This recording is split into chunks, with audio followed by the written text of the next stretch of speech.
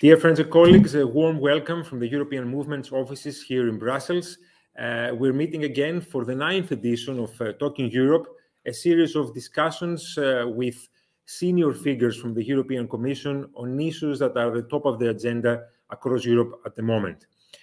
Today, we will be discussing migration and asylum policy.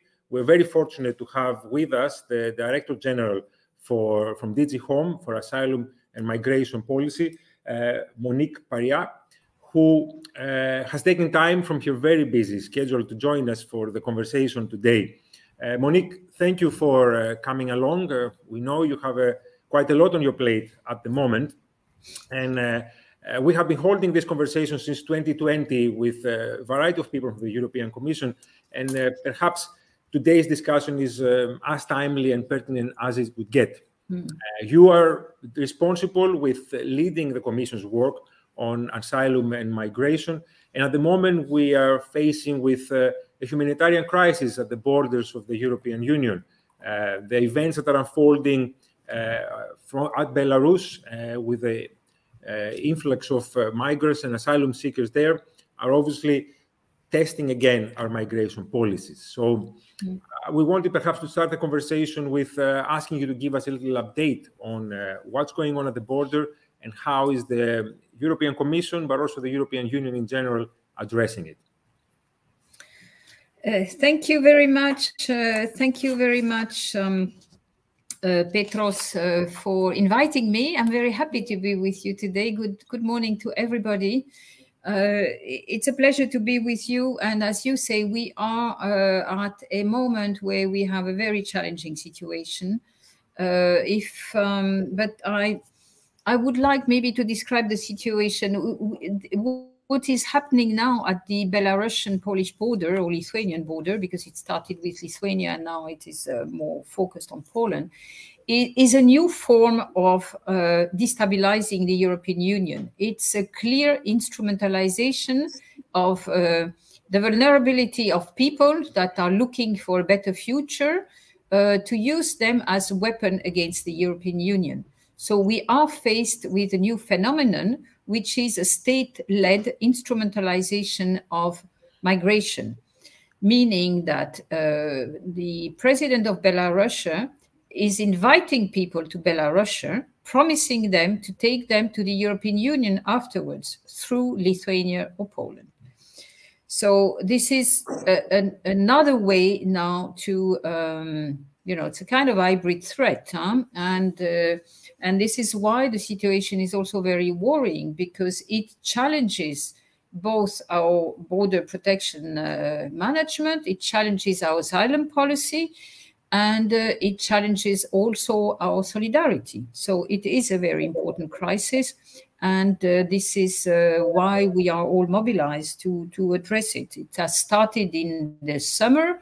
It started, with after the decision of the European Union to impose sanctions on Belarus after the hijacking of the Ryanair flight. And this is a way to react, and it shows also the vulnerability of the European Union when it comes to migration. Since 2015, migration has been a very divisive issue in the EU, a very sensitive topic. You just need to listen to all political campaigns. And, in the country I know best, as we say here, the discussions for the moment are really focusing on migration, for good or bad, but just a fact. So I think we have to be very attentive to this situation. It's also a test to the European solidarity. It's a test to our free area of Schengen. And it's a test also on the capacity of the EU to address migration challenges.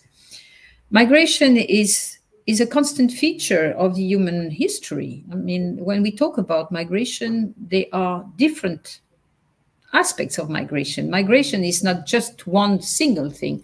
You have millions of people that are migrating very legally and are welcome into our societies.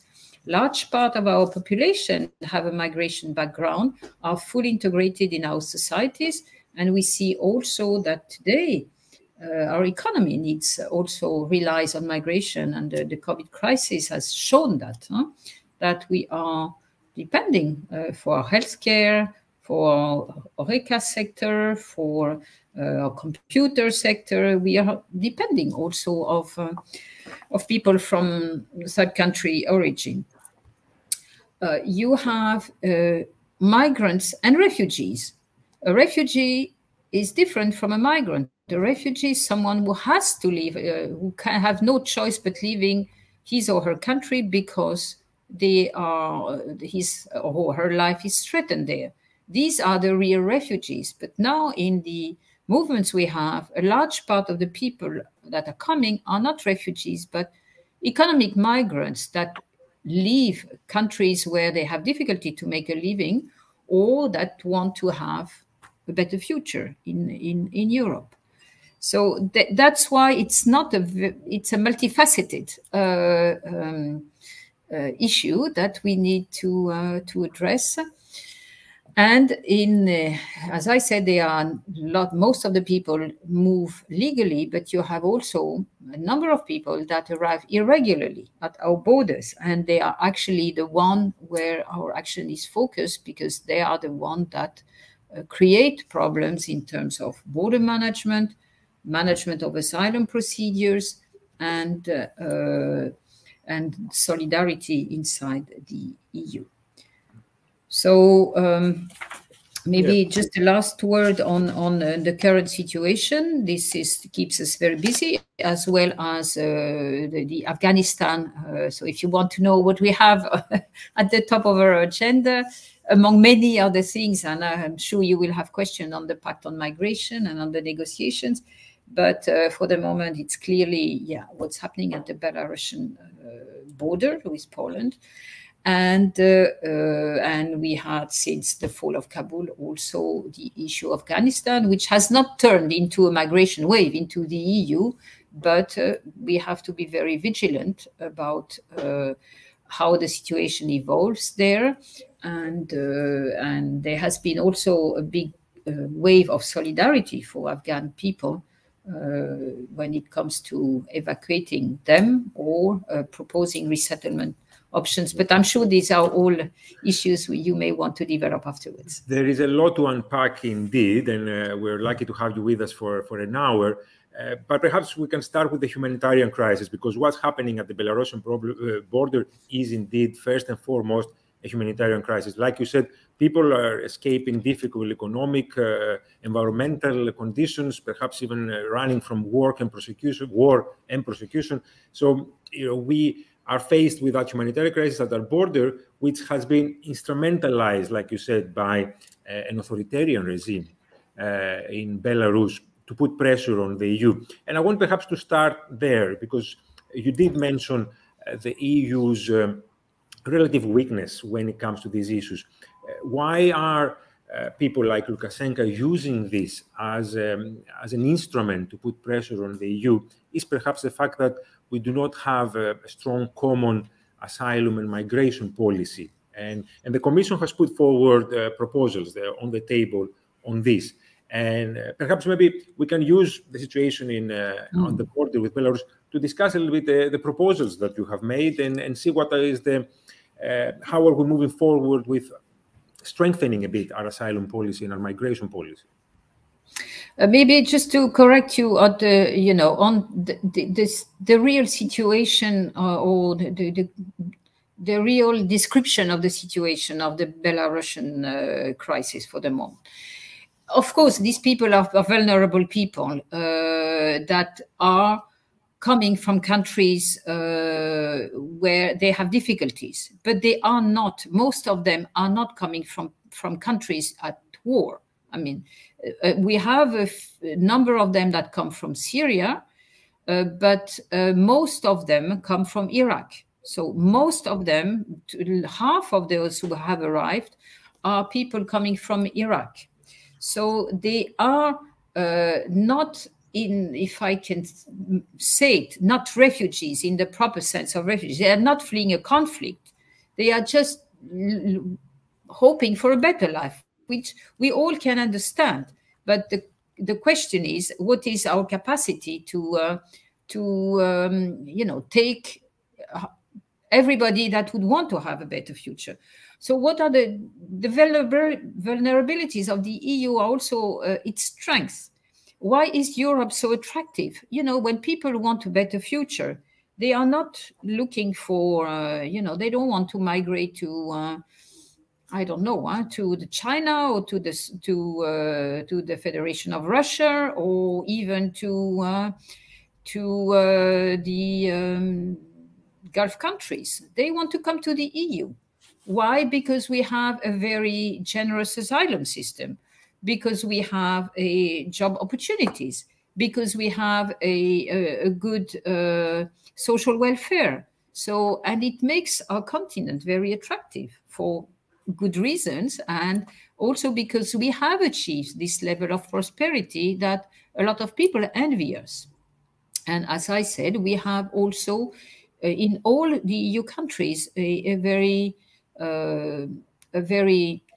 principled and value-based asylum system.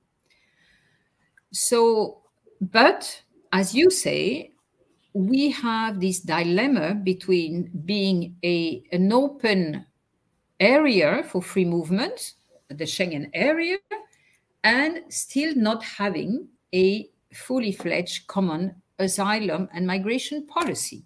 So, and that's where the vulnerability lies, and that's why the proposals we've put on the table need to be negotiated quickly, so that we can have this reinforced and common approach when it comes to asylum and migration. A real solidarity among member states, between those who are at the front line and that are protecting our external borders, and those who are not on the first line, but that need to help those countries that are on the front line. So I think that's how I would describe the situation.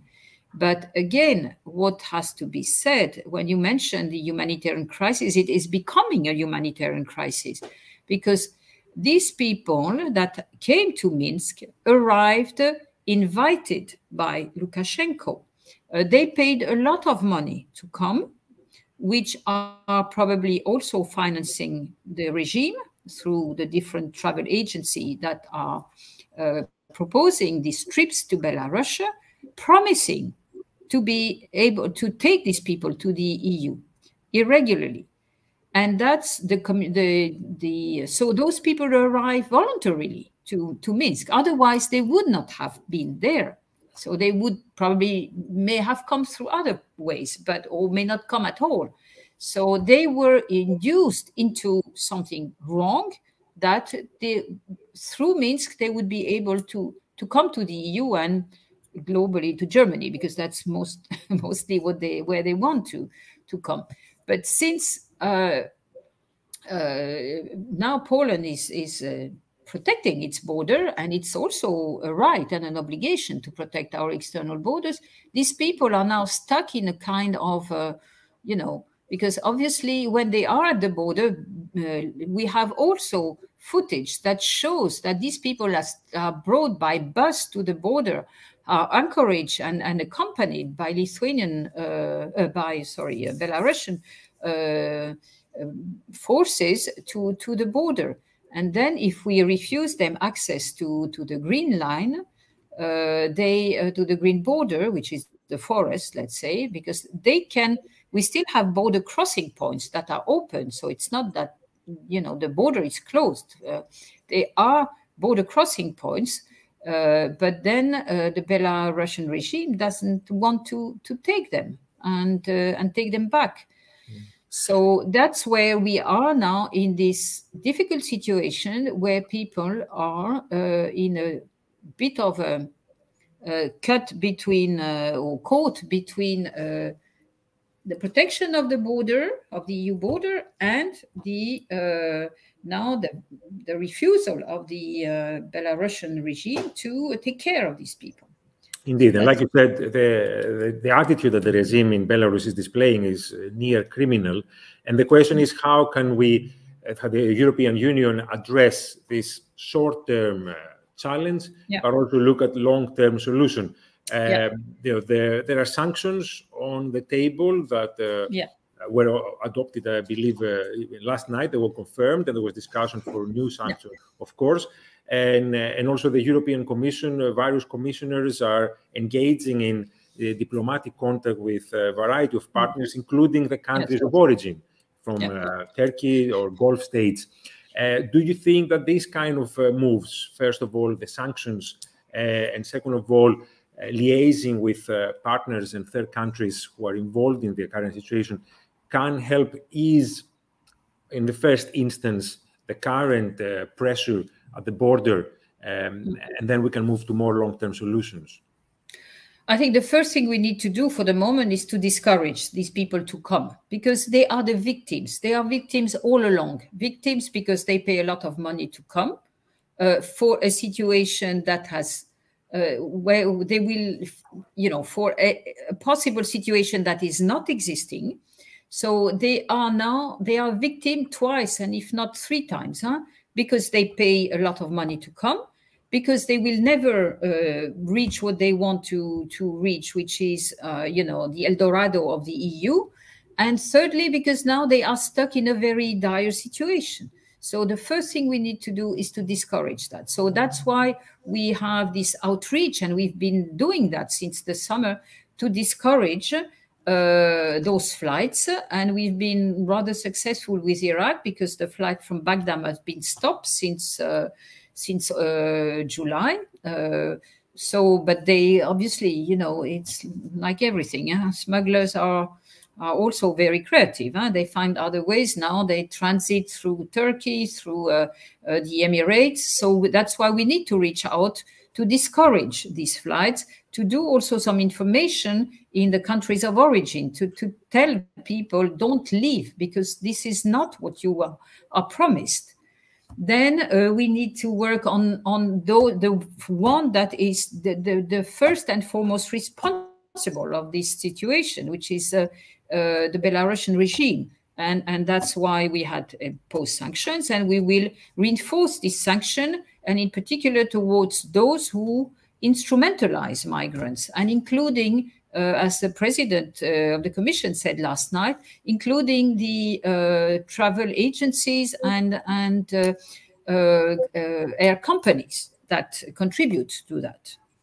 Okay. So we have to work on different aspects on that, on the diplomatic outreach, and on using all the tools we have at our disposal. We are also proposing visa restrictions, both on, in particular, on Belarus. That's part of the sanctions. We can also consider visa sanctions for the countries of origin if we see that the cooperation doesn't function. We have also to work to help Poland and Lithuania face this situation, which is what we are doing, in helping them both to protect the borders, but also to take care of people that have crossed the border.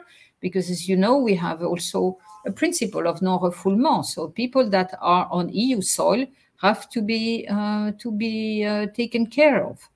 And that's also part of what we do together with Frontex and with our asylum agency. We are providing financial support to Lithuania, because Lithuania was the first country that was, concerned with that, and they had, I think it's about 4,000 arrivals when they had only 70 in a normal situation.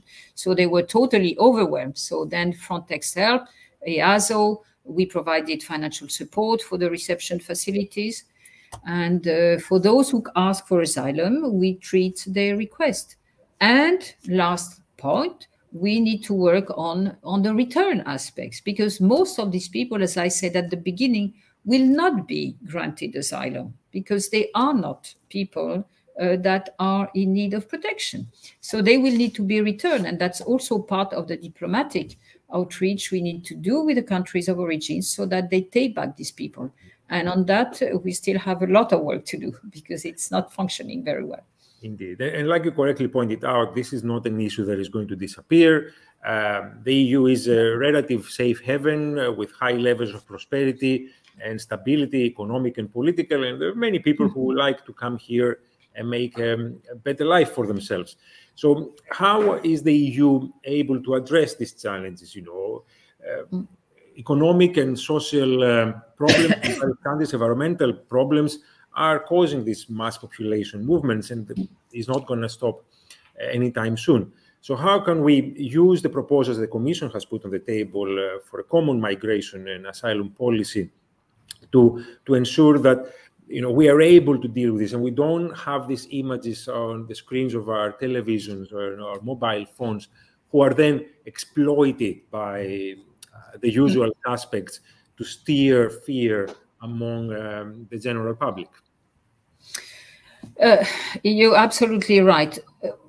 We can't have, so we have to work on different strands. One is to reinforce our protection at the external borders, because we can't accept that people just arrive in a regular way. And I would like to say one thing. Most of those who arrive irregularly are people that are the prey of smugglers. So it's a business, it's a criminal business, and it's a growing business. We've seen also with COVID that a large organized crime has blossomed with COVID, and in particular, organized crime linked to drugs and also to the trafficking of human beings. And smuggling is one aspect of trafficking of human beings. So this is something we need to work on. And we have put on the table an action plan on anti-smuggling. We have to work with third countries to break this organized crime model of trafficking people. So that's one aspect. The other aspect, because I said at the beginning, we need migration. So we have to allow for legal migration pathways. And this is also part of our proposals, that we create legal pathways where people can come either for study, for work, for humanitarian reasons. We have proposed resettlement proposals. We have made pledges. We have very generous offers from our member states in terms of pledges following the forum we organized in the summer and then in September after the Afghan crisis. So we offer resettlement, which means that people that are now in a hosting country will be able to move through UNHCR to the EU via this resettlement way. We have humanitarian pathways, but as I said, legal migration is also a big way to take people to the EU. Legal migration is the responsibility of the member states. So we need to work very closely with them so that we can organize these legal ways to arrive to the EU, fighting smuggling together to avoid irregular arrivals, and work better on returning those who will not be eligible, and have a common system of asylum where there is solidarity between the countries that have, as proposed in our pact, to register people, treat their request, and those who are more on the second line, and that can help them with relocating people, with helping on the diplomatic side, helping them with return, reinforcing the support of our agencies. And one big aspect of our priorities is to work together with the countries of origin to develop migration packages where we would have all these elements discussed, negotiated with third countries, where legal migration possibilities would be offered, support for their own migration management, support for the fight against smuggling, and also a better cooperation with them when it comes to returning and readmitting the nationals that arrived irregularly. So that's very broadly sketched the way we think a good and orderly migration management could be organized. This is the proposals that we've put on the table, but now part of them, not all of them, because they are not legal instruments, all of them, but at least the legal side needs to be negotiated. Yeah. And like you said, it's important for all EU member states to cooperate in this regard. And we have seen a certain degree of disunity among EU member states on the question of migration in particular, which is making the adoption of common policies a bit harder.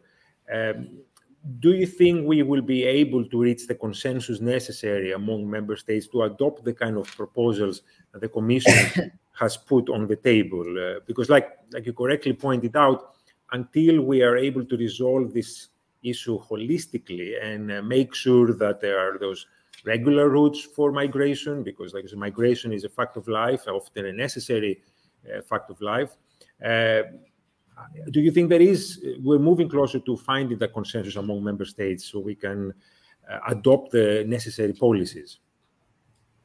Well, it's difficult, but it's necessary. I think we've no choice because we are, and we will discuss Schengen, but this Schengen is broader than just the migration issue, but migration, and there's a mix also, because in migration you have also the security aspect, because in these flows you have also peoples that are a risk for the security.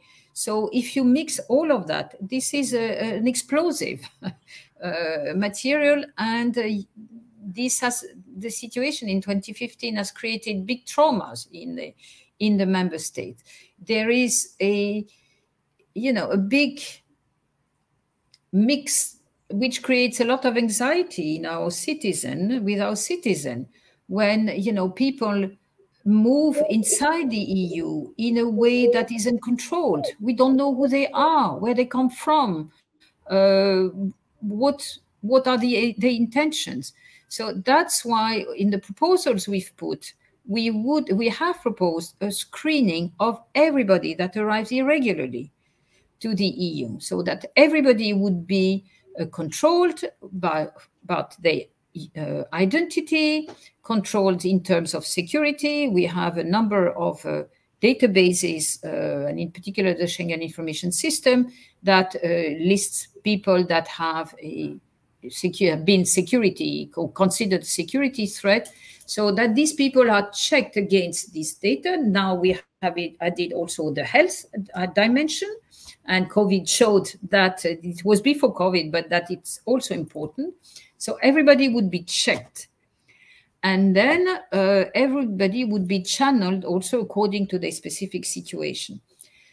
But that means an important burden for the member states, because that has to happen at the external border. So when you arrive by sea in Greece or in Cyprus, or at land borders, in Poland or in Lithuania, you have to be checked, and then decide if you are eligible for asylum, if you ask for asylum, because many people don't even ask for asylum because they don't want to ask for asylum in Greece, for instance. They want to go to Germany, so they know if they ask for Greece, they will stay in Greece.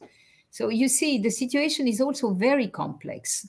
So but we have to provide our citizens also with the security that this is controlled. We know who is coming to the EU. If you travel, we all travel, but you are checked. You can't take a plane without having your identity checked. You checked against security things. Now on health things. So we're not proposing anything different, but that we would apply to irregular people. irregular arrivals, let's say. But that means the others need to help. But how do they help? Countries which are, not at the borderline. So they can help in taking part of these people. But this is a very sensitive issue. So some countries are totally against it. As you know, the Visegrad countries that don't want to be imposed quotas of people by, let's say, a third authority, the European Union. Countries of like Germany or France or Belgium have a lot of what we call secondary movements, because people that arrive are not put in jail. They can move freely, so they abscond. And if they want to go to Germany, they will find a way to arrive in Germany. So, and where, if they were better registered, and if the pact was in place, their claim would be processed in the country of first entry. Now, there are all these secondary movements and the problem that it creates of not knowing who is there, how did they arrive, and so on. So we need to put some order into that. And if we don't, then we threaten the very purpose of this big asset we have with the Schengen area, because the free movement inside the EU are based on a solid protection at the external borders. So when we had no big issues of migration, this was not an issue. Now it's becoming an issue. And it's something that if we are not able to address that and to find a solution on migration and asylum, this will also be a risk for the integrity of Schengen and of the possibility and the desire of the member states to keep the internal borders open. Yeah.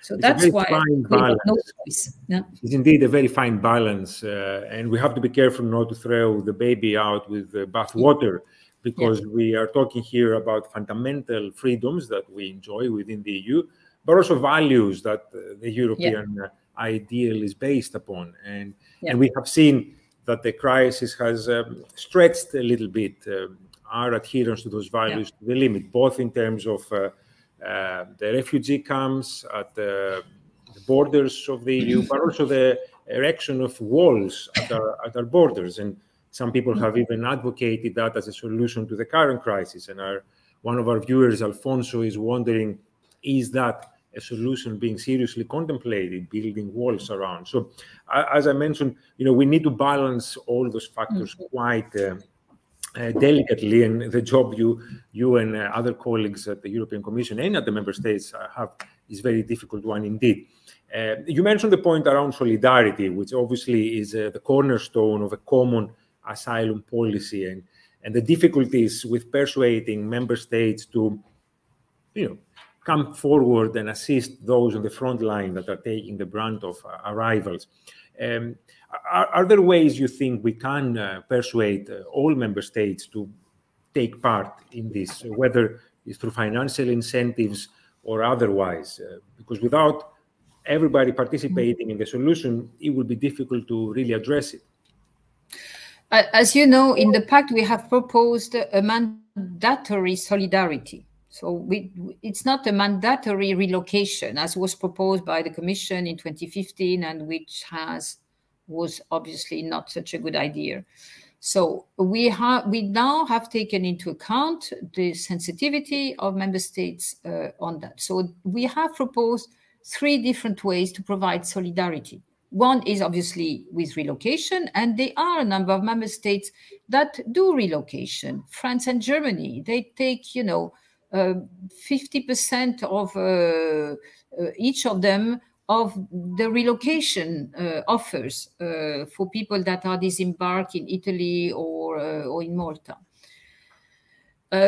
So that's still on the table, and there are a number of countries that are that could do that. We have proposed another way, which is to help on returns. As I mentioned, and I would like to say a few words on that, for the moment, only 30% of those who have been ordered to return, so we have not been granted asylum, are effectively returned. So it's very low.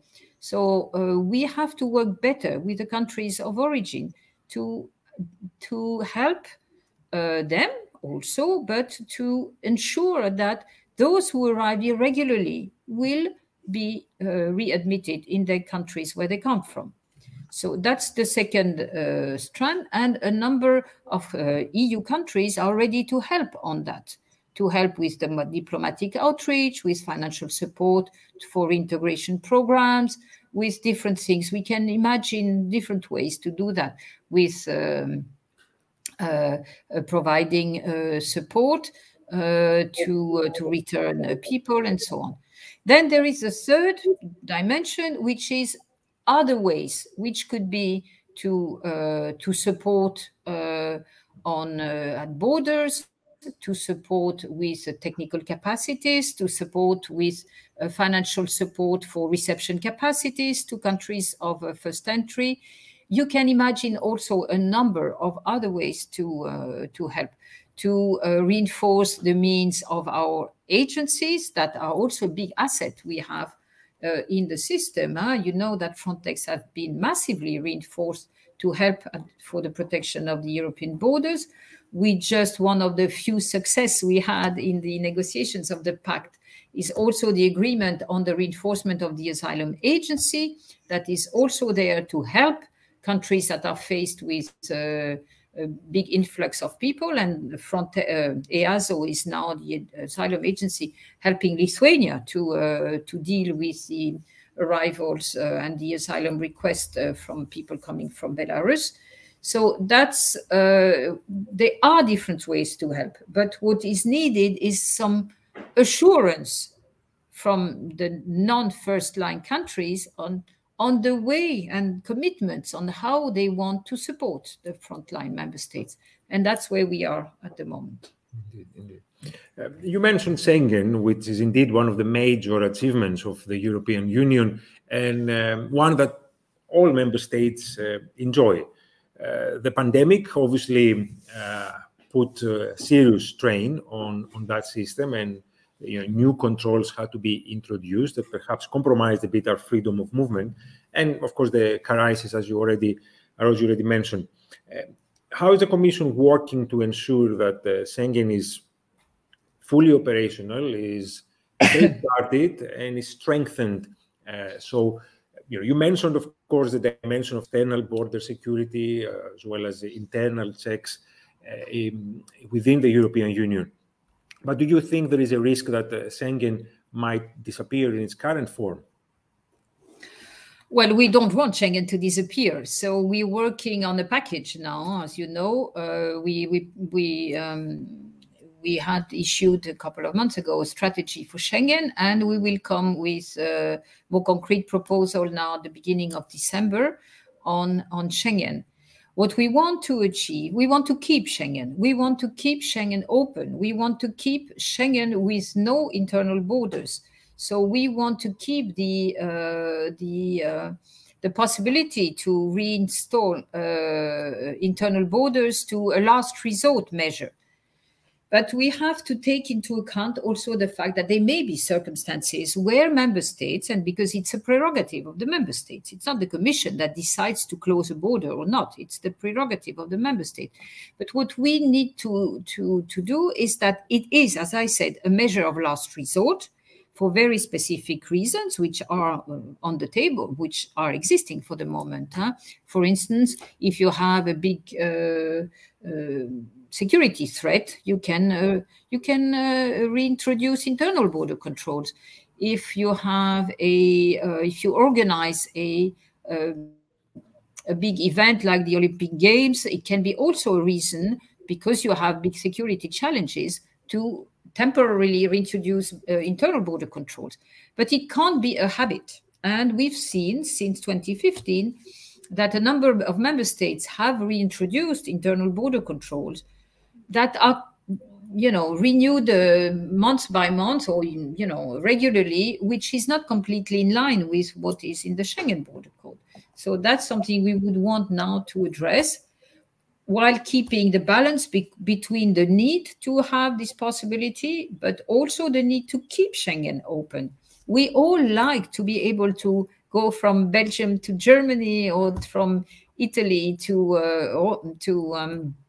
Austria to Switzerland, because Switzerland is in Schengen, without being controlled at the border. We are happy about that. We travel without a passport. So this is something we all cherish and value. So we need to be able to keep that.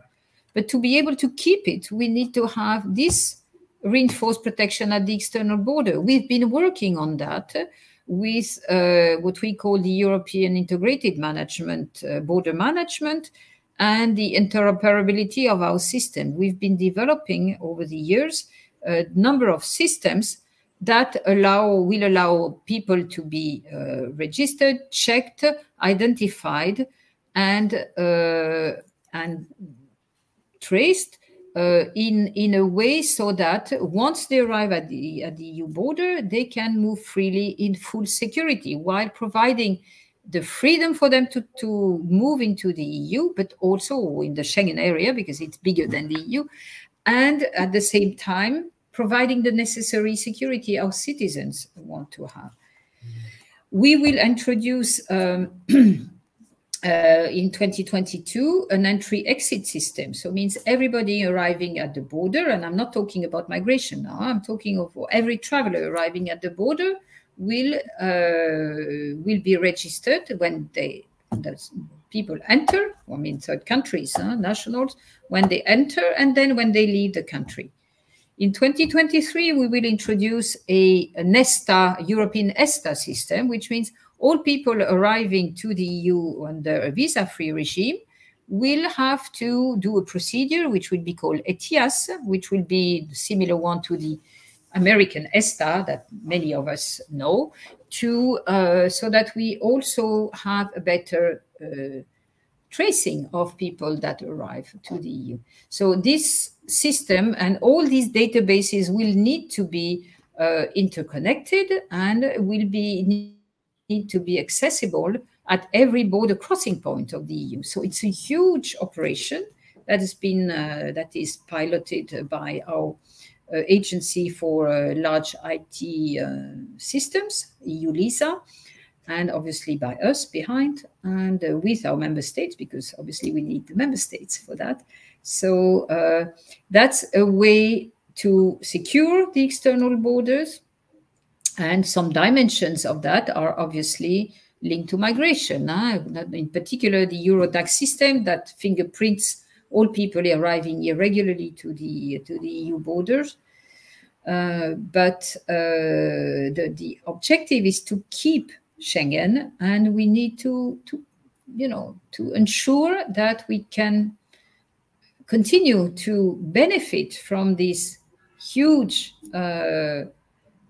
treasure we have, which is an open space for free movement, for people being able to move freely inside the EU. So we're working on that, developing also the police cooperation aspects when it comes to internal borders situations where you have, suspicions of irregular movement, secondary movements of migrants, or security issues, that instead of having border controls, fully fledged border controls, we can work via more reinforced police cooperation in the border area between two countries if there is a specific threat for a specific period.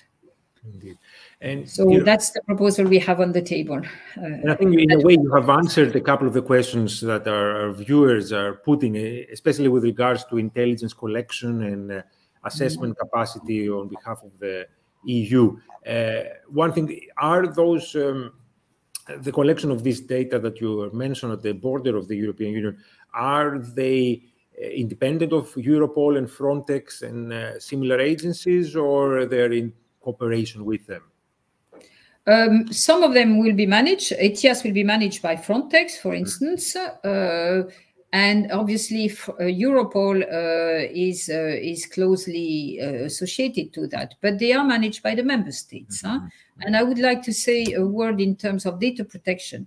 These databases are being built very closely with the European Data Protection Supervisor So they are fully compliant with the GDPR. So all the necessary precautions in terms of data protection have been taken. So, but obviously this Eurodac will be used by EASO. We will have a lot of, but that's largely for the member states and obviously for our agencies, but depending on obviously the need to know of each agency or authorities in the member states. Again, it's the need to balance security with privacy and other liberties that we enjoy and cherish here in Europe, and we must ensure that whatever might be happening, we don't again sacrifice them. Maybe we can move a little bit on the citizen aspect of the overall debate. Migration has been raised as one of the issues in the context of the Conference of the Future of Europe. Many of our fellow citizens who are engaging with the Conference of the Future of Europe are clearly interested in ensuring that their ideas and their thoughts are included in that debate. So how can we best involve citizens in the discussion around migration, especially when this very fine balancing act needs to happen between values and security, privacy, etc. How can we best involve our fellow citizens? I mean, the conversation we're having now is certainly a good beginning, but the message we receive from the conference or the Future of Europe and elsewhere is that citizens are genuinely interested in being part of this discussion. Our citizens are interested, and they have to be interested in that because it's part of the issues we have in our societies nowadays. We live in an open world where people move. I mean, people are on the move. We all travel for work, travel for leisure, travel for love, because we fall in love with someone from another country. People study in different countries, fall in love with someone from another country. They want to, and we've seen with COVID, with the travel restrictions, how difficult it has been for people to be able to see each other. You know, I can give you a personal example. I have a son who studied in the United States, and he has a girlfriend there. Now he's back in Europe. So they couldn't see each other for more than 8 months because they couldn't travel. And he's still, until, what are we today? Today it's the 8th. So until today, he could not go to the US. She was able to come once or twice because, again, we were more generous in the Schengen, and we had this love is essential possibility to consider that long-term relationship were good for people, was considered as essential travel. But we see how nowadays, people, most of the people don't live in the same village. The world is open, is bigger. So it is important that we look at that, we explain. People, I think most of our citizens don't get the proper information on what is migration. As I said at the beginning of this interview, migration covers different aspects. The person, the doctor that comes from another country to take care of you because we have shortage of doctors. It can be a student that wants to come to study into the EU. It's the one that the person, the families that is fleeing a conflict that arrives and needs a safe haven. So it's all these different aspects. We need to look at that in a dispassionate way and look at solutions where we can do that in a proper, dispassionate, and human way. We need people. We have also obligations which we have signed under the Geneva Convention, where we want to provide shelter and relief to people that are in need of protection. And this is one of the big values we need to continue to maintain. But to be able to maintain that and not to create this very dangerous, I don't know if the word exists in English, amalgamation of, putting everything together between security, migration, religion, integration or lack of integration. this creates a very toxic climate where at the end we may lose what we shouldn't lose, which is our capacity to provide safe haven for people that are in need of protection. Indeed. And I think that's a key message to take here, because like you said, our fellow citizens receive their own kind of information often.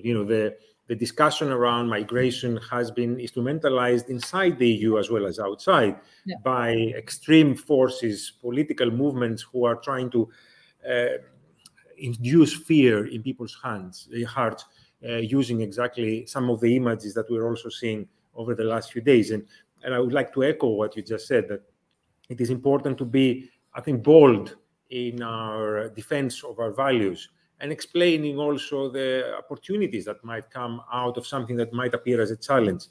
And perhaps one message we can also take to our viewers is that the Conference of the Future of Europe is an opportunity for them not just to receive information, but to have also their voice heard. And we encourage everyone to engage. And please go to our website, europeanmovement.eu, to see how you can be involved also in the Conference of the Future of Europe. Yeah, and I think we need to avoid,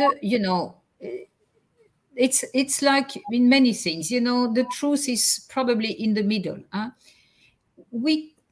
It's all nice to be, we all want to be good to our fellow citizens, but we have also to accept we cannot have millions of people. We cannot provide a safe haven for millions of people in the world. So we have also to fight to strike the right balance between really providing protection to those who need protection, but have something that is much more controlled when it comes to economic migration.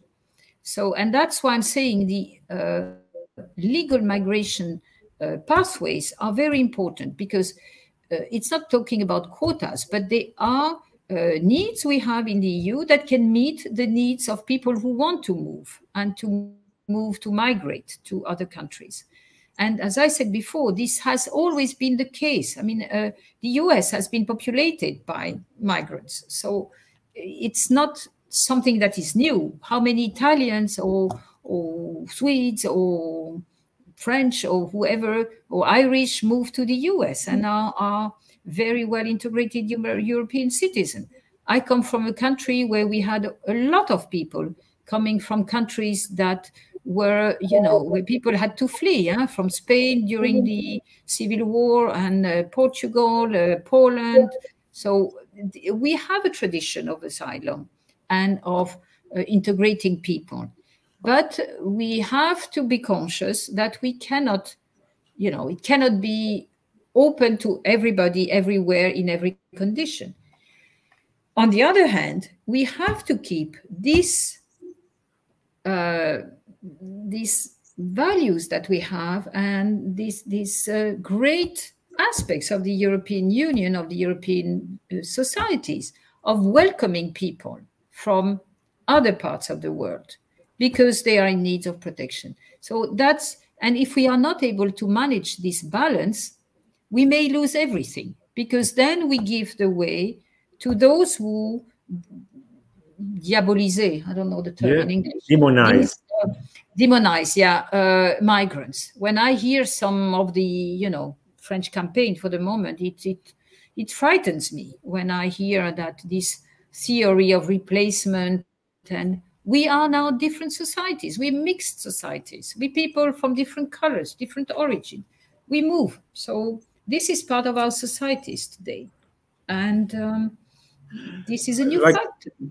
Like you said, this has become a feature of political debate over the past few years. And I think we need to be bold, both with our statements, but also with our actions. And again, I think the work that the Commission is doing in that regard is indeed something that is important, as long as we keep in mind all the values we have.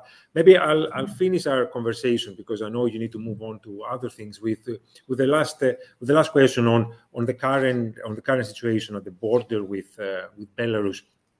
And we have seen quite a lot of, there will be, I believe, a meeting of EU ambassadors in the coming days and ministers. Tomorrow, and I will be there. Indeed, indeed. What will be the message that you will take to EU ambassadors about what we need to do in the next few days to address the situation at the border? Well, as I said at the beginning, I think we need to help the member states that are faced with this problem. So we need to help them, to show solidarity with them. It's not a Polish problem. It's not a Lithuanian. It is, but it's also an EU problem because it's an EU border. So we need to help them to protect the border, to cope with the people that arrive, to deal with the humanitarian situation that is there, and to work on breaking off this new model of threatening the EU. So that's the message. But I think we all agree on that message, being the member states as well as the Commission. Indeed, indeed. Again, thank you very much for being with us this morning. It was a very interesting conversation. Part of many conversations we're having with leading figures in the Commission, but I think particularly on the issue of migration and asylum, we will continue that discussion. Many thanks to all our viewers also. Thank you very much. And it was a pleasure to be with you. And to the young people that listen to us, if they are, get involved in the discussions. And I'm always happy to contribute to any kind of debate on trying to explain also what the EU can do and not do. So that's also something I think we need to explain better. Thank you very much. Thank you. Have a good day. And to all of you who are watching us across Europe, we will be having another event coming up shortly. So stay tuned and we will be sending information on that. Thanks a lot for joining us. Have a good day.